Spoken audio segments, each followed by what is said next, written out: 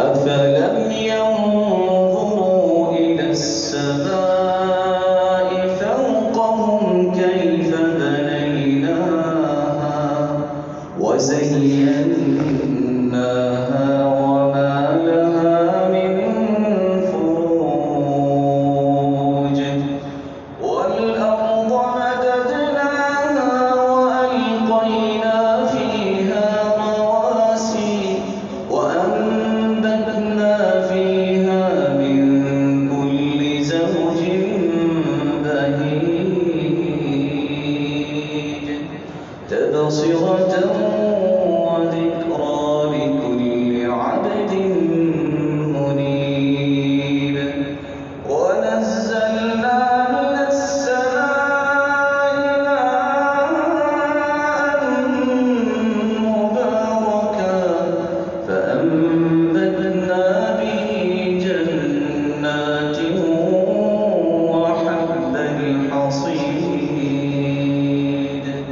والنخل باسقات لها طلع نضيد رزقا للعباد وأحيينا به بلدة ميتا كذلك الخروج كذبت قبلهم قوم نوح وأصحاب الرس وثمود وعاد وفرعون وإخوان لوط وأصحاب الأيكة وقوم تبع كل كذب الرسل فحق وعيد أفعينا بالخلق الأول بل هم في لبس من خلق جديد ہم نے یہ آسمان جو بنائے ہیں پھر اس کو مزین کیا ہے اگر کسی کو اللہ نے عقل دی ہے تو اس کو یاد رہنا چاہیے کہ اس جیسی کوئی چیز دنیا میں پیدا کرنے کے قابل نہیں ہے کیونکہ سب کے سب اللہ کی مخلوق تبصرۃ وذکریٰ لکل عبد منیب لیکن یہ اس کی قسمت میں ہوتا ہے کہ وہ نصیحت پکڑتا ہے اور اسے یاد رہتی ہیں یہ چیزیں جس کو اللہ کی طرف رجوع کرنے کی اللہ ذوالجلال ہی توفیق دیتے ہیں جو اللہ ذوالجلال کے ساتھ جڑ جاتا ہے وہی اللہ ذوالجلال کی کبریائی اور عظمت اور تقدس کے گیت الاپتا ہے وَنَزَّلْنَا مِنَ السَّمَاءِ مَاءً مُبَارَكًا ہم نے آسمان سے مبارک پانی کو اتارا ہے فَأَنبَتْنَا بِهِ جَنَّاتٍ وَحَبَّ الْحَصِيدِ وَالنَّخْلَ بَاسِقَاتٍ لَهَا طَلْعٌ نَضِيدٌ ہم نے باغات بھی اس پانی سے اگائے اور ہم نے اناج بھی اگایا جس کو کھیتی باڑی کرنے کے بعد اناج گھر میں لے کے آتے ہیں لمبے لمبے جو ہیں وہ کھجوروں کے درخت بھی بنائے اور اللہ ذوالجلال نے طے بتیا اس پہ کس طرح کھجوروں کے باغوں کو طے بتیا اس کو پھلوں سے بھی نوازا اور ایسے خوشے کہ جن کو دیکھ کے بھی انسان خوش ہوتا ہے اور کھا کے بھی خوش ہوتا ہے رزقا للعباد یہ ساری کی ساری کس کے لیے ہیں اللہ فرماتے ہیں میں نے اپنے بندوں کے لیے رزق بنا کے نازل کیا وَأَحْيَيْنَا بِهِ بَلْدَةً مَيْتًا جس طرح بنجر زمین پہ پانی پڑتا ہے تو کس طرح ہریالی آ جاتی ہے وہ علاقے بارونق ہو جاتے ہیں اس طرح بنجر زمین سے مردہ زمین سے یہ سب کچھ نکال سکتے ہیں اللہ ذوالجلال تو مارنے کے بعد دوبارہ زندہ بھی کر سکتے کذبت قبلہم قوم نوح قوم نوح نے بھی انکار کیا تھا لیکن قوم نوح کے انکار کا نتیجہ انہوں نے دیکھ لیا اللہ نے ڈبو کے مار دیا وَأَصْحَابُ الرَّسِّ وَثَمُودَ اور اسی طرح ان لوگوں نے بھی انکار کیا تھا جو عادی اور سمودی تھے اور عادی اور سمودیوں سے پہلے اصحاب الرس پرانے کنویں والے عہد قدیم کی بات ہو رہی ہے اور بعض مفسرین تو لکھتے ہیں کہ اصحاب الرس ایسی قوم تھی جنہوں نے اپنے پیغمبر کو کنویں میں پھینک دیا تھا.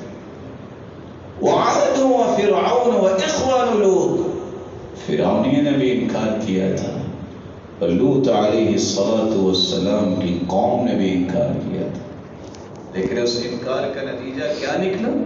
اللہ عز و جلال نے ان ساری کی ساری قوموں کو عبرت بنا دی. واصحاب الایکۃ وقوم تبع کل کذب الرسل فحق وعید. واصحاب الایکہ، یہ جنگل والے جو ہیں، اور سیدنا اللہ کے پیارے پیغمبر کو مدین کی طرف بھیجا شعیب علیہ السلام، اور ایک ہی قبیلے کی دو شاخیں تھیں. یہ جھنڈ کے جھنڈ جہاں باغات تھے اور جنگل بھی ایسے گھنے تھے، اللہ نے ان کی طرف بھی شعیب علیہ السلام کو بھیجا. لیکن دونوں نے ہی اپنی اپنی عادات کی وجہ سے اللہ کے عذاب کے مستحق ہونا اپنے آپ کو ٹھہرا. ساتھ ہی اللہ عز و جلال پھر فرماتے ہیں، یہ انکار کر رہے ہیں کہ قیامت نہیں آئے گی. افعینا بالخلق الاول، کیا ہم نے جو پہلی مرتبہ پیدا کیا ہے تو نعوذ باللہ تھکاوٹ ہوگی؟ بل ہم فی لبس من خلق جدید، یہ تو قیامت کے دن کے بارے میں تذبذب کا شکار ہے، اس میں شک میں پڑے ہوئے ہیں کہ قیامت آئے گی کہ نہیں آئے گی. قیامت آئے گی، اس میں شک کرنے والا مومن نہیں ہو سکتا، وہ کافر ہی ہوتا. کچھ لوگوں کا کہنا ہے کہ کیسے انسان، یہ وہی شک جو اس قوم نے کیا تھا آج بھی آ گیا. ایک شخص سمندر میں ڈوب جاتا ہے، قبر تو بنتی نہیں، تو حساب کیسے؟ ایک شخص جہاز میں ہوتا ہے، جہاز کریش ہو جاتا ہے تو وہ کہاں ہوتا ہے؟ صحیح بخاری کو کھول کے دیکھیے، اللہ کے رسول صلی اللہ علیہ وسلم نے فرمایا، ایک شخص نے اپنے بچوں کو جمع کیا اور کہتا ہے کہ بتاؤ مجھ سے سچی محبت ہے کہ نہیں؟ کہا کیوں نہیں؟ تو کہنے لگا اگر تم میرے بیٹے ہو، اذا انا مت، جب میں مر جاؤں، فاحرقونی ثم ذرونی، تو مجھے جلا کے راکھ بنا دینا اور میری راکھ کو ہواؤں اور فضاؤں میں اڑا دینا اور سمندر اور دریاؤں میں بہا دینا. بیٹوں نے ایسے ہی راکھ بن گیا، بہا دیا گیا، اڑا دیا گیا. اللہ کا حکم ہوا، اس راکھ کو جمع کیا گیا. دوبارہ اللہ نے اسے بندہ بنا کے کھڑا کر دیا. پوچھا بتاؤ یہ تم نے کیوں کیا؟ لما صنعت هذا، اور میرے بندے تو نے یہ کام کیوں کیا؟ وہ کہتا ہے فرقا منک یا رب، میرے رب تجھ سے ڈرتے ہوئے کہ گناہ اتنے تھے کہ میں سامنا کیسا کروں. اللہ فرماتے ہیں تم ڈر گئے ہو، جاؤ میں نے معاف کر. جو میرا مالک راکھ کو جمع کر کے انسان بنا سکتا ہے، وہ انسان کو دوبارہ قیامت کے دن کیسے نہیں اٹھا سکتا؟ وَلَقَدْ خَلَقْنَا الْإِنسَانَ وَنَعْلَمُ مَا تُوَسْوِسُ بِهِ نَفْسُهُ وَنَحْنُ أَقْرَبُ إِلَيْهِ مِنْ حَبْلِ الْوَرِيدِ إِذْ يَتَلَقَّى الْمُتَلَقِّيَانِ عَنِ الْيَمِينِ وَعَنِ الشِّمَالِ قَعِيدٌ مَا يَلْفِظُ مِنْ قَوْلٍ إِلَّا لَدَيْهِ رَقِيبٌ عَتِيدٌ وَجَاءَتْ سَكْرَةُ الْمَوْتِ بِالْحَقِّ ذَلِكَ مَا كُنتَ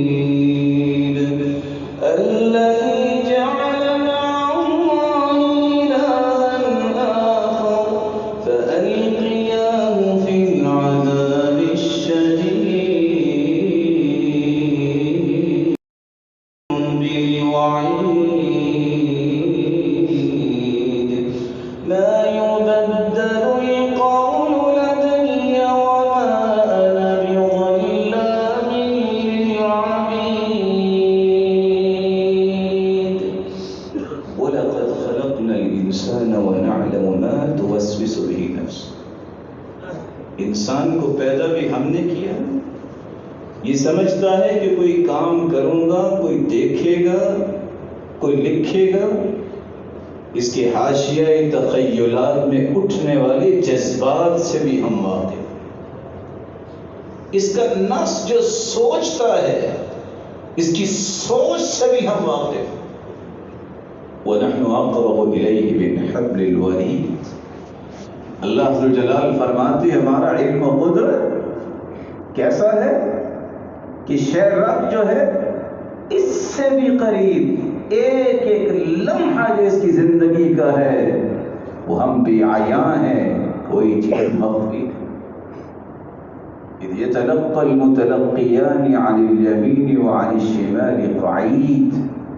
اللہ ذو الجلال نے نظام بنایا ہے، دائیں بائیں ایک فرشتہ مقرر ہے جو لکھ رہا ہے. ما يلفظ من قول الا لديه رقيب عتيد. ادھر زبان کچھ الفاظ نکالتی ہے وہ احاطہ تحریر میں آ چکے ہوتے ہیں. اللہ ذو الجلال ذات کے اعتبار سے عرش پر ہے، کیونکہ ایک نہیں 7 آیات قرآن مجید میں واضح طور پہ کہتی ہیں الرحمن علی العرش استوى ثم استوى علی العرش. اللہ عرش پر مستوی ہیں ذات کے اعتبار سے. اس لیے صحیح بخاری کی روایت ہے، ابو العالیہ بیان کرتے ہیں استوا کا معنی ہے ای ارتفع اعلی. جیسا کہ مجاہد بیان کرتے ہیں اللہ عرش پر مستوی ہوئے، بلند ہوئے. لیکن اللہ کا علم اور قدرت کائنات کے ذرے ذرے میں ہے. کائنات کا کوئی پتا بھی اگر حرکت کرتا ہے تو اس کے علم میں ہے. اتنا بڑا علم ہے اللہ ذو الجلال کا. وما تسقط من ورقة الا يعلمها. دنیا کے اندر جتنے درخت ہیں ایک پتا گرتا ہے یہ اللہ جلال کے. اس لیے زبان کو حرکت دینے سے پہلے سوچ لیا کرے کہ زبان سے نکلنے والے کلمات جو لکھے جا رہے ہیں یہی قیامت کو سامنے آنے ہیں. اللہ ذو الجلال فرمائے کہ اقرأ کتابک. یہ تم نے اپنی کتاب خود لکھی تھی اور لکھوائی تھی نا، آج ذرا خود پڑھ کے دیکھو تم نے کیا بولا، تم نے کیا کیا. یہ سب کچھ پڑھنا پڑے گا. یہ آج میری انگلیاں جو لکھتی ہیں، میری زبان جو بولتی ہے، میرے جو اعمال ہیں یہ سارے کے سارے مسطر ہیں اللہ ذو الجلال کے فرشتوں کے. اس لیے رسول اللہ صلی اللہ علیہ وسلم نے فرمایا تھا لا يستقيم ایمان عبد حتى يستقيم قلبه ولا يستقيم قلبه حتى يستقيم لسانه. کسی بندے کا ایمان سیدھا نہیں ہو سکتا جب تک اس کا دل سیدھا نہیں ہوتا، اور کبھی کسی کا دل درست نہیں ہو سکتا جب تک اس کی زبان درست نہیں ہوتی. اس لیے تو آپ صلی اللہ علیہ وسلم نے فرمایا تھا من حسن اسلام المرء تركه ما لا يعنيه. جس چیز کا تعلق آپ کے ساتھ نہیں ہے اس سے اپنے آپ کو محفوظ کرو. وہ گفتگو آپ کی زبان پہ نہیں آنی چاہیے. یہی سب سے بہترین اسلام کی دلیل. اور آپ نے فرمایا من صمت نجا. کسی نے دنیا اور آخرت میں نجات لینی ہے تو اس کے لیے بڑا آسان سا ایک نسخہ ہے کہ خاموشی کو پسند کیا. بلکہ اللہ کے رسول نے قسم اٹھائی علیک بحسن الخلق وطول الصمت والذی نفسی بیدی ما تجمل الخلائق بمثلهما. اچھا اخلاق، لمبی خاموشی، یہ 2 چیزیں اختیار کر لو. اللہ کی قسم دنیا کے اندر ان 2 چیزوں سے بڑھ کے کوئی خوبصورت نعمت کسی کو اللہ نے عطا ہی نہیں. اور آپ صلی اللہ علیہ وسلم نے اس لیے فرمایا تھا من كان يؤمن بالله واليوم الآخر فليقل خيرا أو ليصمت. جس کا اللہ اور آخرت پر ایمان ہے اسے چاہیے کہ بات کرے تو اچھی بات کرے، اور اگر بات نہیں کرنی تو خاموش ہو جائے.